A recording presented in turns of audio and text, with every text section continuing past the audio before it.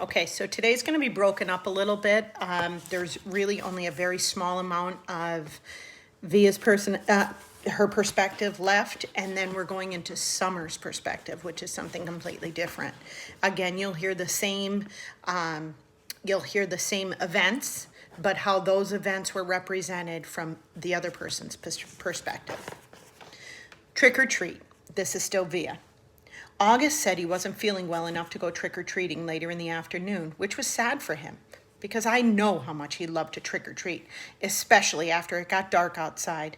Even though I was well beyond the trick-or-treating stage myself, I usually threw on some mask or other to accompany him up and down the blocks, watching him knocking on people's doors, giddy with excitement.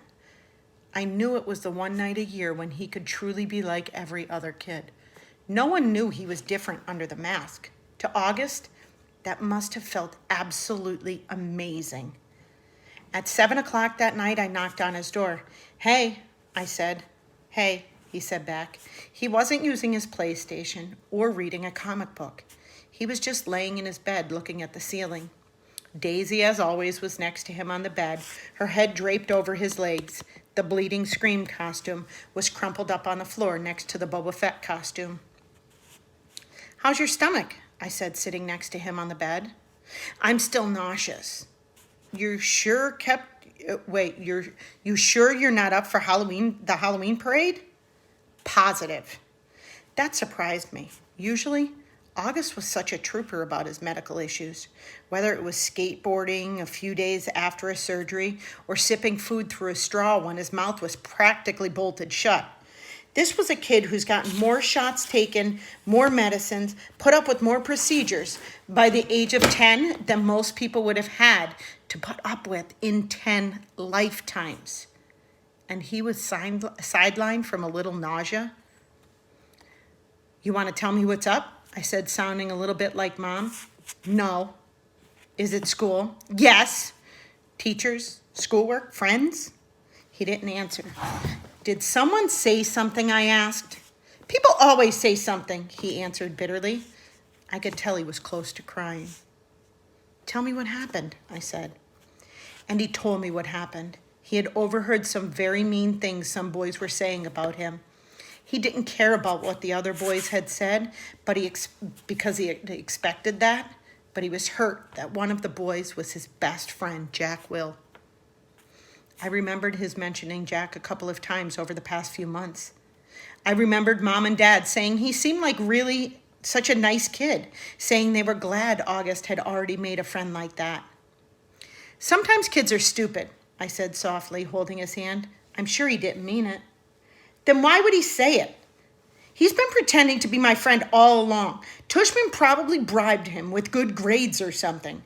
I bet you he was like, 'Hey, Jack, if you make friends with the freak, you don't have to take any tests this year.'"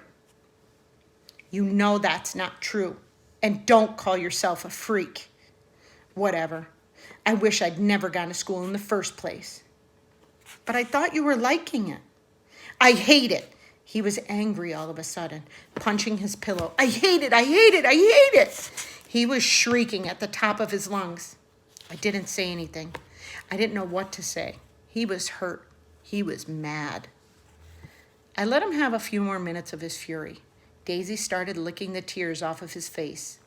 "Come on, Augie," I said, patting his back gently. "Why don't you put on your Jango Fett costume and—" "It's Boba Fett costume. Why does everyone mix that up?" "Boba Fett costume," I said, trying to stay calm. I put my arm around his shoulders. "Let's just go to the parade, okay? If I go to the parade, Mom will think I'm feeling better and make me go to school tomorrow." "Mom would never make you go to school," I answered. "Come on, Augie, let's just go. It'll be fun, I promise. And I'll let you have all my candy." He didn't argue. He got out of bed and slowly started pulling on his Boba Fett costume. I helped him adjust the straps and tighten the belt. And by the time he put his helmet on, I could tell he was feeling better. Time to think. August played up the stomachache the next day so he wouldn't have to go to school. I admit, I felt a little bad for Mom, who was genuinely concerned that he had a stomach bug, but I had promised August I wouldn't tell her about the incident at school. By Sunday, he was still determined not to go back to school. "What are you planning on telling Mom and Dad?" I asked him when he told me this. They said I could quit whenever I wanted to. He said this while he was still focused on a comic book he was reading. But you've never been the kind of kid who quits things, I said truthfully. That's not like you. I'm quitting. You're going to have to tell Mom and Dad why, I pointed out, pulling the comic book out of his hands so he'd have to look up at me while we were talking. Then Mom will call the school and everyone will know about it. Will Jack get in trouble? I would think so. Good. I have to admit, August was surprising me more and more. He pulled another comic book off his shelf and started leafing through. Augie, I said, are you really going to let a couple of stupid kids keep you from going back to school? I know you've been enjoying it. Don't give me that power. Don't give them that power over you. Don't give them the satisfaction. They have no idea I even heard them, he explained. No, I know, but Via, it's okay. I know what I'm doing. I've made up my mind. But this is crazy, Augie, I said emphatically, pulling the new comic book away from him. You have to go back to school. Everyone hates school sometimes. I hate school sometimes. I hate my friends sometimes. That's just life, Augie. You want to be treated normally, right? This is normal. We all have to go to school sometimes despite the fact that we have bad days, okay? Do people go out of their way to avoid touching you, Via? He answered, which left me momentarily without an answer. Yeah, right. That's what I thought. So don't compare your bad days at school to mine, okay? Okay, that's fair, I said. But it's not a contest about whose days suck the most, Augie. The point is we all have to put up with the bad days. Now, unless you want to be treated like a baby the rest of your life or like a kid with special needs, you just have to suck it up and go. He didn't say anything, but I think that last bit was getting to him. You don't have to say a word to those kids, I continued. August, actually, it's cool that you know what they said, but they don't know you know what they said, you know? What the heck? You know what I mean? You don't have to talk to them ever again if you don't want, and they'll never know why. See? Or you can pretend to be friends with them, but deep down inside, you know you're not. Is that how you are with Miranda? He asked.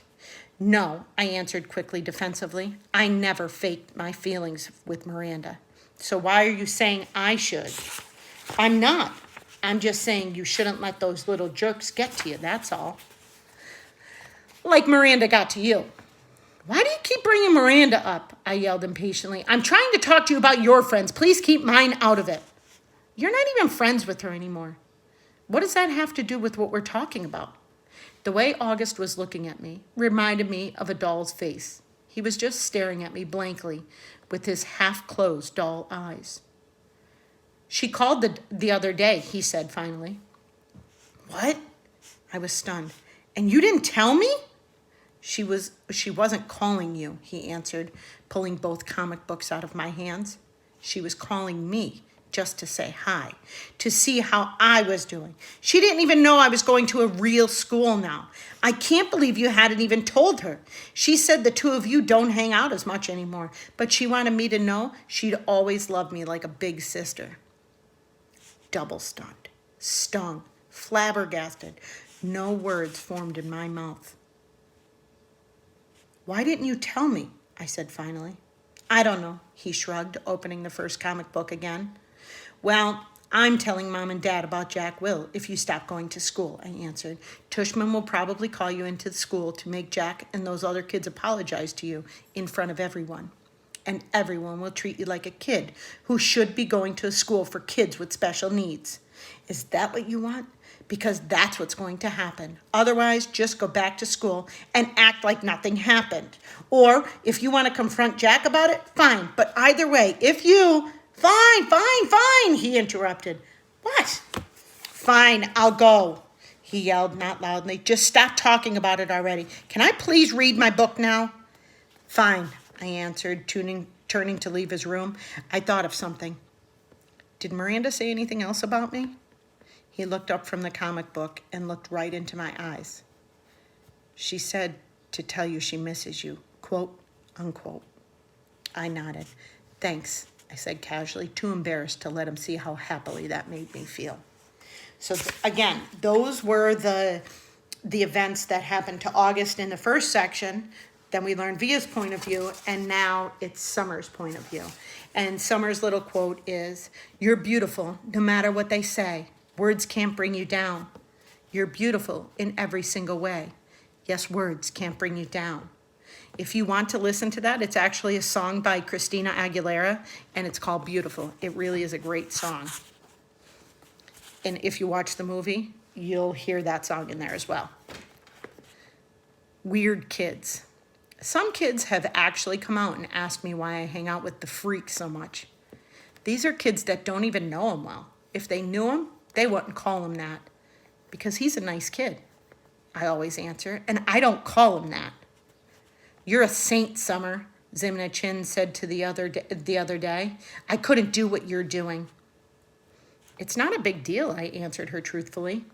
"Did Mr. Tushman ask you to be friends with him?" Charlotte Cody asked.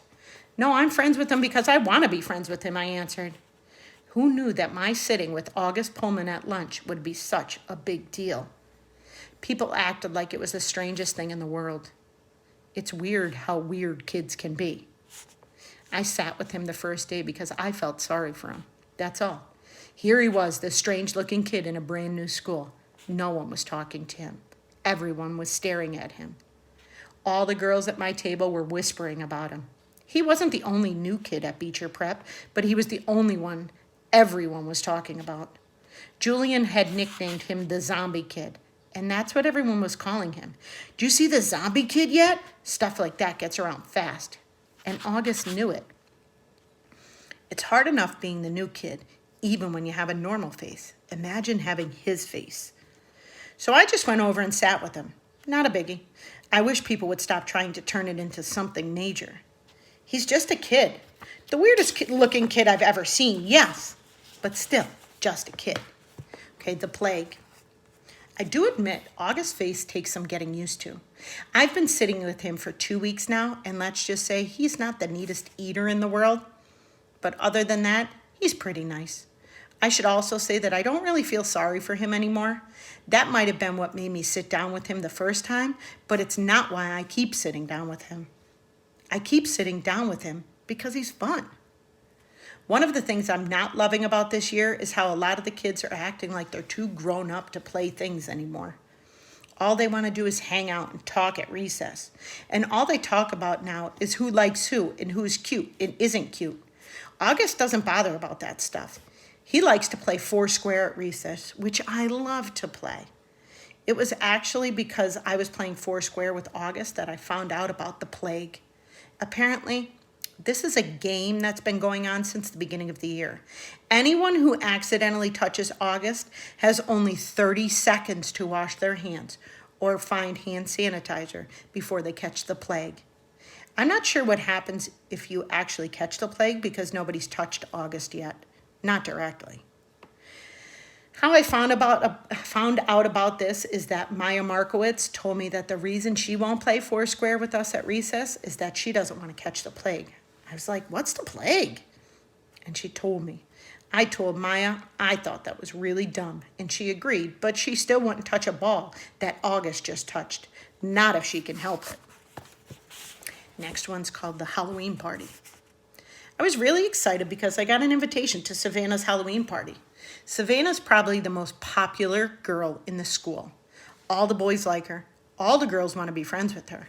She was the first girl in the grade to actually have a boyfriend. It was some kid who goes to MS 281, though she dumped him and started dating Henry Joplin, which makes sense because the two of them totally look like teenagers already. Anyway, even though I'm not in the popular group, I somehow got invited, which was very cool. When I told Savannah I got her invitation and we would be going to her party, she was really nice to me, though she made sure to tell me that she didn't invite a lot of people, so I shouldn't go around bragging to anyone that I got invited. Maya didn't get invited, for instance. Savannah also made sure to tell me not to wear a costume. It's good she told me because, of course, I would have worn a costume to a Halloween party. Not the unicorn costume I made for the Halloween parade, but the goth girl getup that I'd worn to school. But even that was a no-no for Savannah's party. The only negative about my going to Savannah's party was that now I wouldn't be able to go to the parade and the unicorn costume would be wasted. That was kind of a bummer, but okay. Anyway, the first thing that happened when I got to her party was that Savannah greeted me at the door and asked, "Where's your boyfriend, Summer?" I didn't even know what she was talking about. "I guess he doesn't have to wear a mask at Halloween, right?" she added, and then I knew she was talking about August. "He's not my boyfriend," I said. "I know, I'm just kidding." She kissed my cheek. All the girls in her group kissed each other's cheeks now whenever they said hello, and threw my jacket on a coat rack in her hallway. Then she took me by the hand down the stairs to her basement, which is where the party was. I didn't see her parents anywhere. There were about 15 kids there. All of them were popular kids from either Savannah's group or Julian's group. I guess they all kind of merged into one big super group of popular kids, now that some of them have started dating each other. I didn't even know there were so many couples. I mean, I knew about Savannah and Henry, but Ximena and Miles, and Ellie and Amos? Ellie's practically as flat as I am. Anyway, about 5 minutes after I got there, Henry and Savannah were standing next to me, literally hovering over me. "So we want to know why you hang out with the zombie kids so much," said Henry. "He's not a zombie," I laughed like they were making a joke. I was smiling, but I didn't feel like smiling. "You know, Summer," said Savannah, "you'd be a lot more popular if you didn't hang out with him so much. I'm going to be completely honest with you. Julian likes you. He wants to ask you out." "He does? Do you think he's cute?" Yeah, I guess. Yeah, he's cute." "So you have to choose who you want to hang out with," Savannah said. She was talking to me like a big sister would talk to a little sister. "Everyone likes you, Summer. Everyone thinks you're really nice and that you're really, really pretty. You could totally be part of our group if you wanted to, and believe me, there are a lot of girls in our grade who would love that." I know, I nodded. "Thank you." "You're welcome," she answered. "You want me to tell Julian to come and talk to you?" I looked over to where she was pointing and could see Julian looking over at us. I actually need to go to the bathroom. Where is that?" I went to where she pointed, sat down on the side of the bathtub, and called Mom and asked her to pick me up. "Is everything okay?" said Mom. "Yeah, I just don't want to stay," I said. Mom didn't ask any more questions and said she'd be there in 10 minutes. "Don't ring the bell," I told her. "Just call me when you're outside." I hung out in the bathroom until Mom called, and then I snuck upstairs without anyone seeing me, got my jacket, and went outside. It was only 9:30. The Halloween parade was in full swing down Amesforth Avenue. Huge crowds everywhere. Everyone was in costume. Skeletons, pirates, princesses, vampires, superheroes. But not one unicorn. November. The next day at school, I told Savannah I had eaten some really bad Halloween candy and gotten sick, which is why I went home early from her party, and she believed me. There was actually a stomach bug going around, so it was a good lie. I also told her that I had a crush on someone else that wasn't Julian, so she would leave me alone about that and hopefully spread the word to Julian that I wasn't interested. She, of course, wanted to know who I had a crush on, and I told her it was a secret. August was absent the day after Halloween, and when he came back, I could tell something was up with him. He was acting so weird at lunch. He barely said a word and kept looking down at his food when I talked to him, like he wouldn't look me in the eye. Finally, I was like, "Augie, is everything okay? Are you mad at me or something?"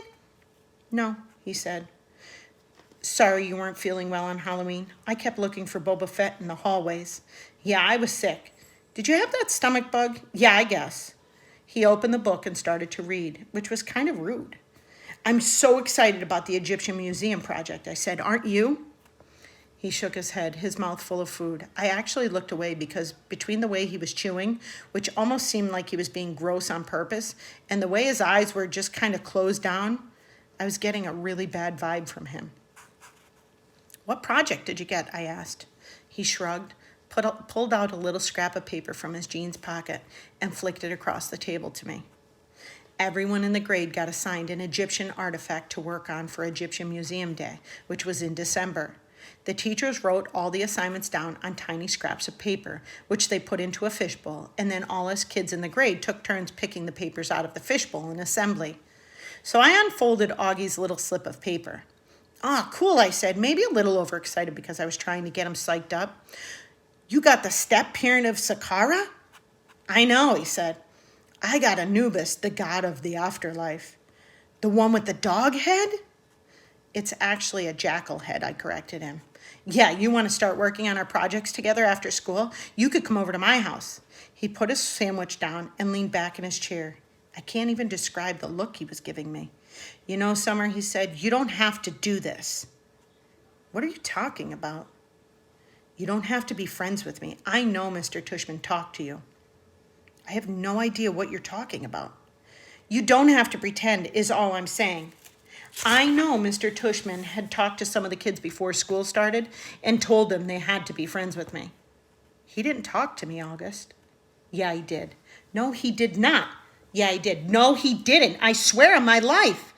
I put my hands up in the air so he could see I wasn't crossing my fingers. He immediately looked down at my feet, so I shook off my Uggs and he could see my toes weren't crossed. You're wearing tights, he said accusingly. You can see my toes are flat, I yelled. Okay, you don't have to scream. I don't like being accused of things, okay? Okay, I'm sorry. You should be.